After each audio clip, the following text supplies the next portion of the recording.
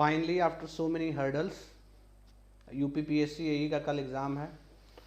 काफ़ी बार exam delay हुआ और फाइनली हम लोगों का कल एग्ज़ाम है। यूजली जो एग्ज़ाम है वो एवरी ईयर होते हैं, बट ये ऐसा एक एग्ज़ाम है कि जो हर 4-5 साल में एक बार होता है। तो अभी मैं आपके साथ कुछ भी ऐसा डिस्कस नहीं करने वाला हूँ कि आपको क्या पढ़ना है, क्या नहीं पढ़ना है, कैसे प्रिपरेशन करना है। वो सब चीज़ें हो चुकी हैं और फाइनली कल हमारा एग्ज़ाम है और हम एग्ज़ाम के लिए रेडी हैं। तो कुछ बेसिक चीज़ें जो अपनी एक्सपीरियंस के साथ स्टूडेंट्स के साथ मैं शेयर करना चाहता हूँ कि क्या क्या चीज़ों का अब आपको ध्यान रखना है, क्योंकि मुझे पता है कि ये एक ऐसा पीरियड है जहाँ जॉब को लेके लोगों के दिमाग में बहुत ज़्यादा टेंशन है, वैकेंसी बहुत कम आ रही है, तो हर एग्ज़ाम का लोग प्रेशर फील करते हैं। मैं ये उम्मीद करता हूँ कि आपने बहुत अच्छा तैयारी कर लिया होगा, लेकिन अभी का जो लास्ट टाइम है बहुत लोगों को एंग्जाइटी होगा, बहुत लोग डरे हुए होंगे या बहुत लोग टेंस्ड होंगे। तो अभी इस सिचुएशन को कैसे हैंडल करना है, कुछ र्यूमर्स है, तो उन सभी चीज़ों को एड्रेस करने के लिए मैंने ये सेशन रखा है। ये एक शॉर्ट वीडियो है, हार्डली हम लोग 10 मिनट तक इंटरेक्ट करेंगे। 10 मिनट भी शायद मैं ज़्यादा ही बोल रहा हूँ, बट कुछ एक ऐसी चीज़ें हैं जो मैं आपको बता देना चाहता हूँ एग्ज़ाम से पहले, जो आपको जाके ध्यान रखना है। देखो, बहुत ऐसे स्टूडेंट होते हैं जो भी बहुत ऐसे परेशान होंगे, मेरा तो ये छूट रहा है। जैसे बहुत लोगों को ऐसा लग रहा होगा उन्हें सब भूल रहा है, कुछ भी याद नहीं आ रहा है। कुछ लोग सोच रहे होंगे कि मैं पूरा सिलेबस अभी रिवाइज़ कर लूँ। कुछ लोग सोच रहे होंगे मैं पिछले 10 साल का PYQ लगा लूँ। कुछ लोग सोच रहे होंगे अरे कैल्सी का भी एक ऐसा आ रहा है कि कैल्सी पेपर 2 में अलाउड है। तो कुछ लोग सोच रहे होंगे कि न्यूमेरिकल आने वाला, तो क्या मैं न्यूमेरिकल रात में प्रैक्टिस कर लूँ। देखो, सबसे मेन चीज़ होता है कि एग्ज़ाम, अभी तक हम लोग सारा स्ट्रैटेजी बना रहे थे कि हमें ये करना है, ये नहीं करना है। अब ऐसा टाइम आ चुका है कि जो होना था वो हो चुका है और अब फ़र्क नहीं पड़ता है कि हमने क्या किया है, अब हम कल के लिए तैयार हैं। अच्छा, बहुत लोग ऐसे भी दिमाग में थॉट्स बना रहे होंगे कि मेरा प्रिपरेशन पूरा नहीं हुआ है और मैं नेक्स्ट एग्ज़ाम टारगेट करूँगा। देखो, तो इन्हीं सब चीज़ों को एड्रेस करने के लिए मैंने एक ये छोटा सा सेशन रखा है। तो मैं 1 बाय 1 चीज़ों को चालू करता हूँ। सबसे पहले अगर आप टेंस्ड हैं, आप स्ट्रेस्ड हैं, तो एक बहुत ही नॉर्मल चीज़ है। हर एग्ज़ाम के पहले हमें थोड़ा सा टेंशन, थोड़ा सा एंग्जाइटी होता है, क्योंकि जो हम साल 1.5 साल से मेहनत कर रहे हैं उसका हमें फल मिलने का टाइम रहता है, जहाँ पे हमें पे प्रेशर रहता है कि हमें परफॉर्म करना है। तो अगर आप स्ट्रेस्ड हैं, आप थोड़ा टेंस्ड हैं, तो ये बहुत ही नॉर्मल चीज़ है, कोई दिक्कत वाली बात नहीं है, कोई बहुत ज़्यादा इस चीज़ से वरी होने की ज़रूरत नहीं है। अभी मैं कुछ बातें करने वाला हूँ कि अभी आपको क्या करना है। तो सबसे पहले मैंने कुछ पॉइंट्स लिस्ट डाउन किए हैं और मैं कुछ चीज़ें आपको अलग से भी बताऊँगा। सबसे पहला पॉइंट है exam hall behaviour. Generally students क्या होता है, जैसे हमें बहुत एंग्जाइटी, जैसे ये उस समय की बात है कि आप एग्ज़ाम हॉल में पहुंच गए हो और पेपर का वेट कर रहे हो, आपको पेपर नहीं मिला है।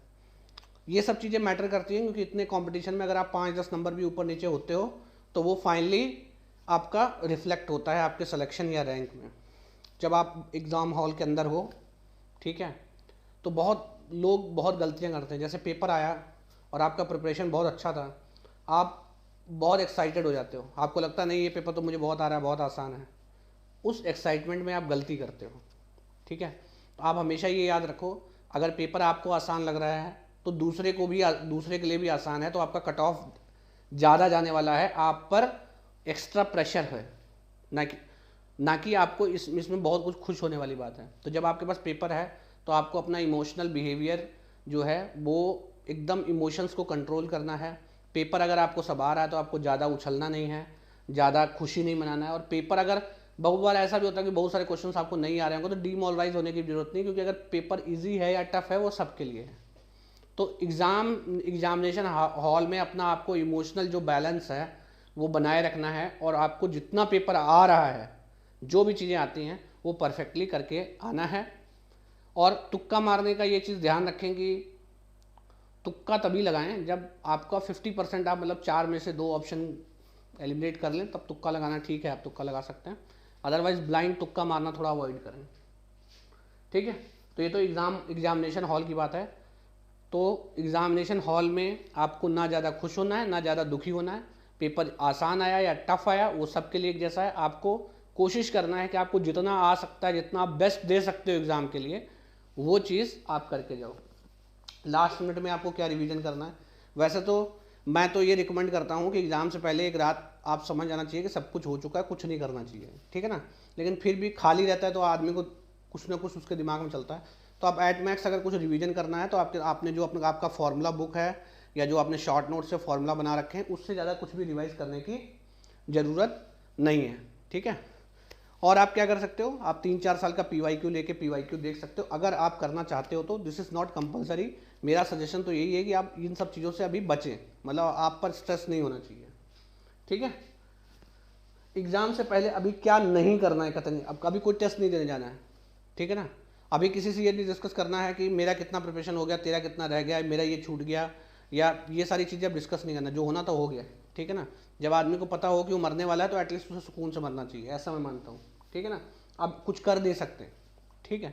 तो लास्ट मिनट रिवीजन में आप फॉर्मूले से ज़्यादा आपको रिवाइज करने की जरूरत नहीं है। अभी एक कैल्सी का भी आ रहा है, कैल्सी से लोग बहुत परेशान है, क्या गेट लेवल न्यूमेरिकल आएगा, अगर न्यूमेरिकल आएगा तो क्या न्यूमेरिकल गेट लेवल का आएगा। अरे भाई जो भी आएगा आएगा, अभी अभी टेंशन लेने की क्या ज़रूरत है। किया तो खैर उन लोगों ने गलत ही है। अगर अभी ये इन्फॉर्मेशन दे रहे हैं, उनको ये इन्फॉर्मेशन शुरुआत से देना चाहिए था, गलत हुआ है, पर ठीक है, अभी रोने से अच्छा है कि हम उसके लिए एक स्ट्रैटेजी तैयार कर लें। स्ट्रैटेजी ये है कि भैया जो होगा सबके लिए होगा, ठीक है ना।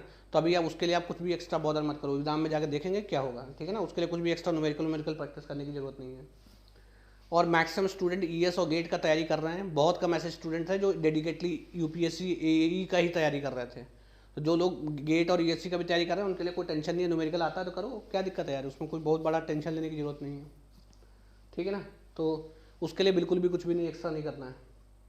2 पेपर के बीच के टाइम कैसे यूटिलाइज करना है, 2 पेपर के बीच का टाइम है, मैं सजेस्ट करूँगा चिल करो। दूसरा, अगर आपको लगता है कि नहीं थोड़ा एंग्जाइटी हो रहा है, थोड़ा सा ठीक नहीं लग रहा है, आप अपने आप माइंड को कंट्रोल नहीं कर पा रहे हो, अगेन आप अपने पास फार्मूला बुक रखो, आपको फार्मूले ही रिवाइज करना है, उससे ज़्यादा इस एग्ज़ाम का कोई औकात नहीं है, ठीक है ना। अब कुछ चीज़ें और हैं, बहुत सारे ऐसे स्टूडेंट हैं जिन्होंने GS नहीं प्रिपेयर कर रखा है, बहुत सारे ऐसे स्टूडेंट हैं जिन्होंने हिंदी नहीं प्रिपेयर कर रखा है।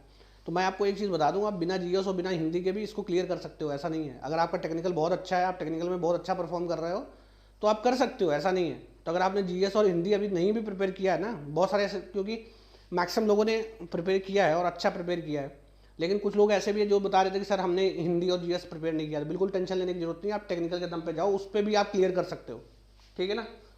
तो ये सारी चीज़ें आपको ध्यान रखनी है। तो मैं ये उम्मीद करता हूँ कि आप इन सब सारी चीज़ों को ध्यान रखेंगे। और सबसे मेन चीज़ है आपको प्रॉपर सोना है, ठीक है ना। आप कोशिश करो कि 10 बजे मर जाओ और सुबह 6 बजे उठ जाओ, ठीक है ना। पेपर आपका 9 बजे है, आप हमेशा ये कोशिश करो कि एग्ज़ामिनेशन हॉल पर पेपर से 1-1.5 घंटा आप पहले पहुंच जाओ, ताकि आपको जब आप एग्ज़ामिनेशन सेंटर पे जाओ तो आपको हड़बड़ी ना रहे कि आप जल्दबाजी में कुछ करो, इजीली सब कुछ करो। और मॉर्निंग में ये नहीं है कि पढ़ने के चक्कर में, रिवीजन करने के चक्कर में बहुत ज़्यादा पढ़े हुए हैं, कोई ज़रूरत नहीं है। आप साउंड स्लीप 7-8 घंटे आपको इजीली सोना है, ठीक है ना। ऐसे सोना है कि जैसे आप मरे हुए हो, मतलब अभी मरोगे सुबह फिर से जियोगे, इस टाइप का सोना है, ठीक है ना। तो 9 बजे पेपर है, आप 8 साढ़े 7 बजे तक सेंटर पे पहुंच जाएं और प्रॉपरली सारा अपना काम करें, ताकि आपको हड़बड़ाहट ना हो। बहुत बार लोग ऐसे होते हैं पेपर से पहले इधर उधर भागते हैं, तो उससे क्या होता है, उनका जो दिमाग का कंसंट्रेशन ब्रेक होता है, फिर वो एग्जामिनेशन में जब पेपर दे रहे होते हैं तो कैलकुलेशन मार्क करते हैं, मार्क कैलकुलेशन वगैरह में उनका गलती होता है और बहुत सारा चीज़ें होता है, उस सब चीज़ों से बचें, ठीक है ना। तो एक साउंड स्लीप जरूरी है। बाकी किसी को कोई इशू है, दिक्कत है, जिसके पास भी मेरा फ़ोन नंबर है, नहीं है तो आप नोट कर लो, 9519786878, आप उस पर कॉल कर सकते हो। इवनिंग में मैं फ्री रहूँगा आपका कॉल का आंसर करने के लिए। अगर आपको कोई इशू है, कोई दिक्कत है, आप पर्सनली कॉल कर सकते हो। इवनिंग मेरा आज का फ्री है, कोई भी दिक्कत हो तो आप कॉल कर सकते हैं, ठीक है। बाकी यही सब चीज़ें, कुछ भी ऐसा एक्स्ट्रा नहीं है, अभी ज़्यादा आपको दिमाग पर लोड नहीं लेना है, जो होना था हो गया। अभी सिर्फ जाके पेपर देना है अच्छे से। आपने GS किया है, हिंदी किया है, हुआ है नहीं हुआ है, रिवीजन हुआ है नहीं हुआ है, 50% तैयारी, 100% तैयारी, कुछ भी आपको पेपर देना है, जाके देना है, और एक अच्छे माइंडसेट और एक अच्छे एटीट्यूड के साथ पेपर में अपीयर होना है। आई होप कि आप पेपर में बहुत अच्छा करेंगे, जो हमारा मेहनत है वो रंग लाएगा।